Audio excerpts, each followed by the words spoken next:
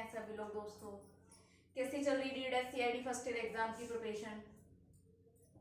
जैसे कि दोस्तों आजकल हम मोस्ट इम्पोर्टेंट टॉपिक्स जो कर रहे हैं, तो अब हम मोस्ट इम्पोर्टेंट टॉपिक्स में देख रहे हैं कि हम कैसे अपने एग्जाम पेपर पैटर्न को सॉल्व करेंगे। ठीक है, तो दोस्तों मोस्ट इम्पोर्टेंट टॉपिक्स को ध्यान में रखकर अब हम कर रहे हैं how to solve question paper, यानी कि आप कैसे अपने परीक्षा प्रश्न पत्र को सॉल्व करने हैं, या किस प्रकार के क्वेश्चन पूछे जाते हैं, किस प्रकार के प्रश्न आते हैं, या कौन से टॉपिक्स आपके एग्जाम के लिए मोस्ट इंपोर्टेंट है, उससे रिलेटेड सभी क्वेश्चनों पर बात करेंगे। ठीक है, तो दोस्तों आज हम करने वाले हैं पेपर 5 को सॉल्व। पेपर 5 जो है, पेपर 5 का एग्जाम पेपर पैटर्न कैसा आता है, या किस तरीके से प्रश्न पूछे जाते हैं, कौन कौन से प्रश्न पूछे जाते हैं, कितने शब्दों में करना होता है, कैसे हल करना होता है। ठीक है, सभी जानते हैं पेपर 5 है हमारा एजुकेशनल साइकोलॉजी।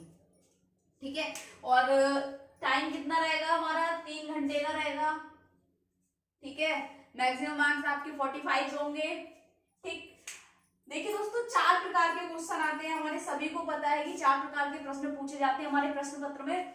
जिसमें सबसे पहला प्रश्न होता है, उसमें हमारे कुछ शॉर्ट फॉर्म्स दी होती है जिसे हमने एक्सप्लेन करना होता है। हर क्वेश्चन इसमें हमारा 1 नंबर का होता है, यानी कि एक जो हमारी शॉर्ट फॉर्म है वो 1 नंबर की होगी। ठीक है, जिसको हमें उसका डिटेल में उसका फुल नाम का एक्सप्लेन करना है। ठीक है, जिसमें लिखा होगा आपका एक्सप्लेन द फॉलोइंग, यानी कि निम्नलिखित का विस्तार करना है, यानी कि शॉर्ट में लिखना है, इसको आप विस्तार पूर्वक लिखेंगे इसका फुल नेम क्या है।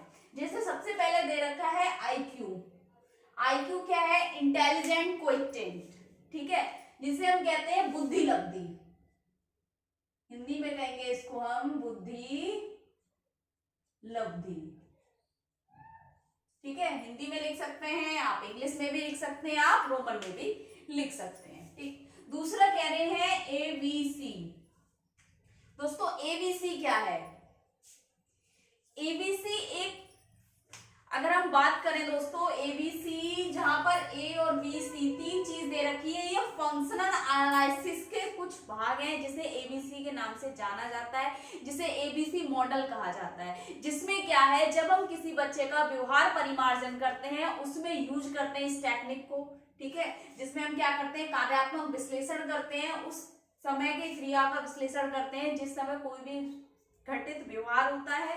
ठीक है ना, तो दोस्तों उसमें हम इस मॉडल का यूज करते हैं, एबीसी मॉडल है एक। ठीक है, आपने अगर इसके बारे में नहीं समझा है या नहीं पता है आपको, तो पेपर 5 में या बिहेवियर मैनेजमेंट की एक अलग से प्लेलिस्ट बनी हुई है, आप उसमें एबीसी मॉडल के बारे में जान सकते हैं, एबीसी मॉडल क्या है। तो इसका फुल क्या है, ए का मतलब है एंटीसीडेंट, बी का है आपका बिहेवियर, सी का है आपका कोइंसिडेंस, यानी कि पूर्वत, व्यवहार और परिणाम।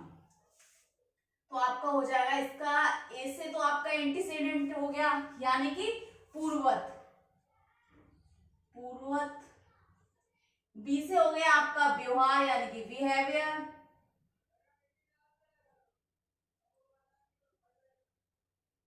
ठीक है व्यवहार, सी से हो गया कॉन्सिक्वेंस यानी कि परिणाम।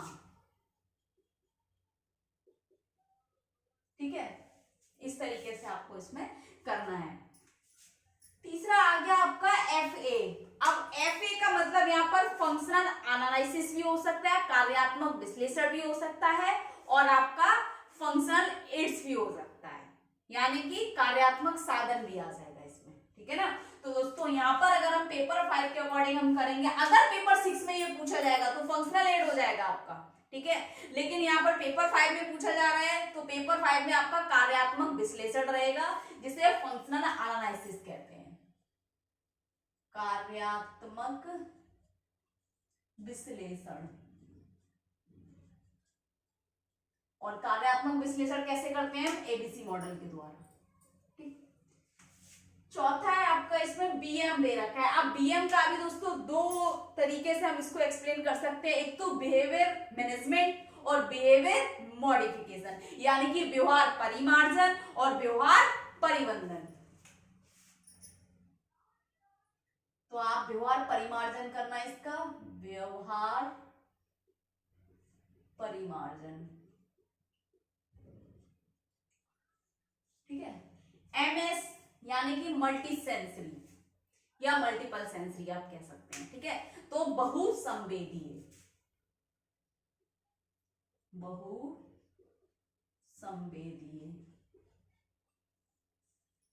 इस तरीके से हमने इनके फुल नेम्स करने हैं, एक्सप्लेन करना है, यानी कि फुल फॉर्म्स हमने देनी है। ठीक है ना। तो दोस्तों ये हमारी एक एक नंबर की है, एक फुल फॉर्म हमारी, तो 5 नंबर हमारे ये क्लियर हो गए। फर्स्ट क्वेश्चन में हमारे 5 नंबर क्लियर हो गए। ठीक। उसके बाद दूसरा क्वेश्चन है जिसमें हमें अति लघु प्रश्न मिलते हैं। जो 5 प्रश्न है, हर प्रश्न आपका 2 नंबर का होता है। लिखा है आंसर द फॉलोइंग इन 1 और 2 सेंटेंस, यानी कि निम्नलिखित का हमें 1 या 2 वाक्यों में उत्तर देना है, जिसे हम अति लघु प्रश्न कहते हैं। अति लघु प्रश्न। ठीक है। अति लघु प्रश्न सभी जानते हैं, 1 या 2 लाइनों में जिसका आंसर हमें देना होता है। ठीक है। आप एक शब्द में भी दे देंगे तो भी आपका नंबर नहीं कटेगा, एक लाइन में देंगे तो भी आपका ठीक है, 2 लाइन में देंगे तो भी आपका मान्य है। ठीक। तो ये हमारा 10 नंबर का है। दूसरा क्वेश्चन जो हमारा 10 नंबर का है। ठीक है। 5 क्वेश्चन दिए हैं, इसमें 5 करने हैं हमने, और हर क्वेश्चन हमारा 2 नंबर का है। सबसे पहला क्वेश्चन कह रहे हैं शिक्षा मनोविज्ञान किन क्षेत्रों में कार्य करता है। दोस्तों शिक्षा मनोविज्ञान किन क्षेत्रों में कार्य करता है। देखिए एग्जाम पेपर पैटर्न में आपको इसी प्रकार के क्वेश्चन मिलेंगे। बहुत ही ज्यादा मोस्ट इंपोर्टेंट टॉपिक से आपको ये क्वेश्चन बनाए जाते हैं, ताकि इसी के अनुसार आपको एग्जाम पेपर पैटर्न जो है इजी हो जाए आपके लिए। तो शिक्षा मनोविज्ञान 3 क्षेत्रों में काम करता है, ये हम कह सकते हैं। 3 क्षेत्र इसके मुख्य क्षेत्र हैं।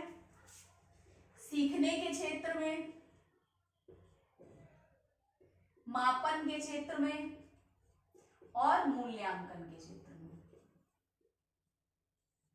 आप आंसर देंगे शिक्षा मनोविज्ञान सीखने, मापन और मूल्यांकन के क्षेत्रों में कार्य करता है।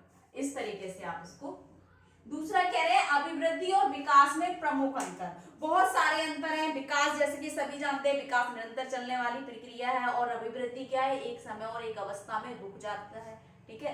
तो दोस्तों अभिवृद्धि और विकास में एक बेसिक बताइए, एक प्रमुख बताइए कि क्या अंतर है। तो दोस्तों अगर हम बात करें अभिवृद्धि की, तो अभिवृद्धि जो है, अभिवृद्धि गलत कर दिया, अभिवृद्धि जो है संरचनात्मक होती है। क्या होती है, संरचनात्मक है। ठीक है। संरचनात्मक एक स्ट्रक्चरल है वो, और विकास क्या है आपका, प्रक्रियात्मक है। विकास प्रक्रियात्मक है। और हम ये भी कह सकते हैं विकास गुणात्मक है और अभिवृद्धि मात्रात्मक है। ठीक है। तो दोस्तों अभिवृद्धि और विकास में आपको कोई भी एक प्रमुख अंतर दे देना, जरूरी नहीं आप इसी अंतर को लिखेंगे, आप किसी भी एक अंतर को लिख दीजिए। इस तरीके से आपको क्वेश्चन आएगा। ठीक है। तीसरा क्वेश्चन कह रहे हैं संज्ञानात्मक विकास का सिद्धांत किसने दिया। तो संज्ञानात्मक विकास का सिद्धांत जीन पियाजे ने दिया है, जिसमें इन्होंने 4 अवस्थाओं का वर्णन किया है। ठीक है ना। जैसे संवेदीय, कामक अवस्था, पूर्व संज्ञानात्मक, मूर्त संज्ञानात्मक, अमूर्त संज्ञानात्मक। ठीक है।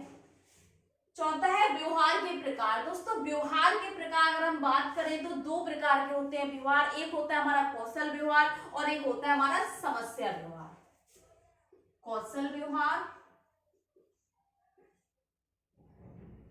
व्यवहार, यानी कि स्किल बिहेवियर, और दूसरा है हमारा समस्या व्यवहार, प्रॉब्लम बिहेवियर। समस्या व्यवहार, 2 प्रकार के हमारे व्यवहार होते हैं, टाइप्स 2 यानी कि बिहेवियर, कौशल व्यवहार, स्किल बिहेवियर, प्रॉब्लम बिहेवियर, समस्या व्यवहार। ठीक है। तीसरा है आपका भ्रूण अवस्था का कार्यकाल क्या है, यानी कि जब बच्चा गर्भ में है तो उसका जो एक भ्रूण अवस्था एक स्टेज है, प्रसव पूर्व अवस्था है, तो भ्रूण अवस्था किस अवस्था तक है, किस समय तक रहती है। तो हम कह सकते हैं तीसरे सप्ताह से 3 महीने तक, तीसरे सप्ताह से 3 माह तक भ्रूण अवस्था रहती है। ठीक। क्वेश्चन 3 देखिए दोस्तों, क्वेश्चन 3 में आपको लघु उत्तरीय प्रश्न पूछे जाएंगे। कौन से प्रश्न पूछे जाएंगे, लघु उत्तरीय।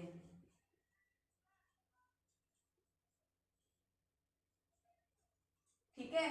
जिसमें क्या है, आपको हर प्रश्न आपका कितने नंबर का होगा, 5 प्रश्न क्वेश्चन दिए होंगे और आपको केवल 4 प्रश्न करने हैं इसमें से, ठीक है। हर प्रश्न आपका कितने का, 5 नंबर का होगा, तो 20 नंबर का हमारा थर्ड क्वेश्चन जो है वो होंगे। 20 नंबर का हमारा तीसरा क्वेश्चन है जिसमें हमें 4 प्रश्न हल करने हैं।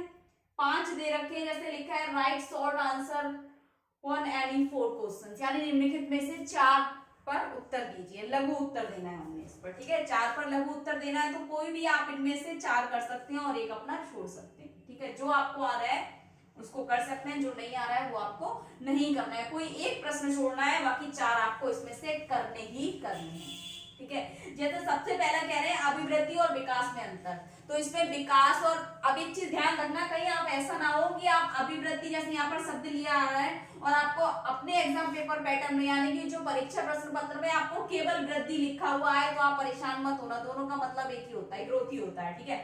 अब अभिवृद्धि और विकास में अंतर आपको पूरा डिटेल में करना होगा, क्योंकि यहाँ पर हमने 150 शब्दों में आंसर देना, अभिवृद्धि और विकास। तो सबसे पहले तो आप थोड़ा अभिवृद्धि के बारे में बताएंगे, विकास के बारे में बताएंगे, उसके बाद आप इसको अलग अलग डिफरेंस इसके बिगाड़ सकते हैं। इधर आप वृद्धि कर देंगे और इधर आप विकास के बारे में करेंगे, इस तरीके से आपको अंतर बताना होगा। दूसरा क्वेश्चन है बाल विकास का अर्थ और परिभाषा और प्रकृति, तो आपको बाल विकास के बारे में बताना होगा, बाल विकास क्या है, कैसे होता है, उसका अर्थ, परिभाषा और उसका प्रकृति।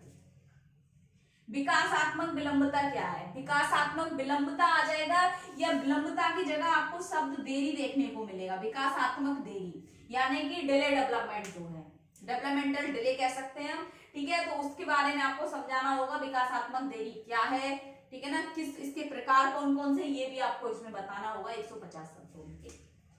और ये सारे टॉपिक्स मैंने करा रखे हैं, ऐसा कोई टॉपिक नहीं है इसमें से मैंने आपको कराया नहीं है अब तक का, ठीक है। शिक्षा मनोविज्ञान का अर्थ, परिभाषा और क्षेत्र, मोस्ट इंपोर्टेंट टॉपिक, एक आपका ये और ये 3 आपके मोस्ट इंपोर्टेंट है यहाँ, यानी कि तीनों में से आपको 2 देखने को मिल सकते हैं, तीनों ही देखने को मिल सकते हैं आपको ये 5 नंबर में, ठीक है ना। शिक्षा मनोविज्ञान का अर्थ, परिभाषा और उसके क्षेत्र कौन कौन से हैं, ठीक है। विकास के सिद्धांत मोस्ट इंपोर्टेंट ये भी है, लेकिन हो सकता है ये क्योंकि सेकंड पेपर में ज्यादा पूछा गया है, पेपर 5 में नहीं पूछा गया है, विकास के सिद्धांत आ भी सकता है, चांसेस है इसके 80% के, ठीक है। तो इस तरीके से आपको ये 4 क्वेश्चन करने होंगे जो कि हमारे 20 नंबर के होंगे, ठीक है। हर प्रश्न आपका 5 नंबर का है। अब आता है क्वेश्चन नंबर 4, देखिए ये हमारा क्वेश्चन जो है जिसे हम दीर्घ उत्तरीय प्रश्न कहते हैं, ठीक है, या विस्तृत प्रश्न कहते हैं। आंसर यानी one of the following in detail, यानी कि निम्नलिखित में से किसी एक पर आपको पूर्ववत उत्तर देना होता है, और यहाँ पर हमारा हर क्वेश्चन 10 नंबर का है और हमने केवल एक क्वेश्चन करना है। अब देखिए यहाँ पर 3 क्वेश्चन मिलेंगे हमको, 3 क्वेश्चन मिलेंगे और 3 में से हमने कितने करने, केवल एक करना है। पहला क्वेश्चन है अभिवृद्धि और विकास, ठीक है ना, तो इसमें आपको वृद्धि और विकास के बारे में बताना है। दूसरा है हार्वर्ड गार्टनर का बहुविधि सिद्धांत, अभी मैंने आपको कराया है।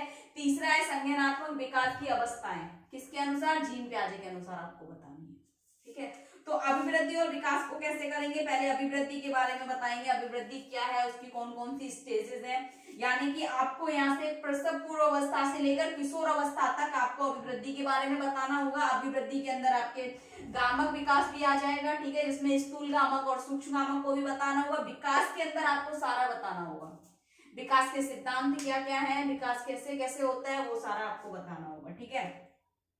दूसरा आ गया हार्वर्ड गार्टनर का बहुबुद्धि सिद्धांत, जिन्होंने 9 प्रकार की बुद्धियां बताई हैं, तो 9 प्रकार की सभी बुद्धियों को आपको एक्सप्लेन करना है, क्योंकि यहाँ पर हमने 250 शब्दों में इसका आंसर देना होगा, ठीक है। तीसरा कह रहे हैं संज्ञानात्मक विकास की अवस्थाएं, संज्ञानात्मक विकास की जो जीन पियाजे ने 4 अवस्थाएं बताई है, उन अवस्थाओं को आप डिटेल में समझाएंगे। यानी कि जैसे संवेदी गामक अवस्था है 0 से 2 वर्ष तक की है, तो 0 से 2 वर्ष तक के बच्चे में कौन कौन से चेंजेस आएंगे, कौन कौन सा विकास हो जाता है, कितना विकास हो जाता है, उसके बारे में आपको पूरा स्टेज एज के अकॉर्डिंग आपको उसको समझाना पड़ेगा, ठीक है। यानी कि जीन पियाजे के अकॉर्डिंग 4 अवस्थाओं के बारे में, थोड़ा संज्ञानात्मक विकास के बारे में बताएंगे, उसके बाद आप उसकी हर अवस्था को डिटेल में समझाएंगे।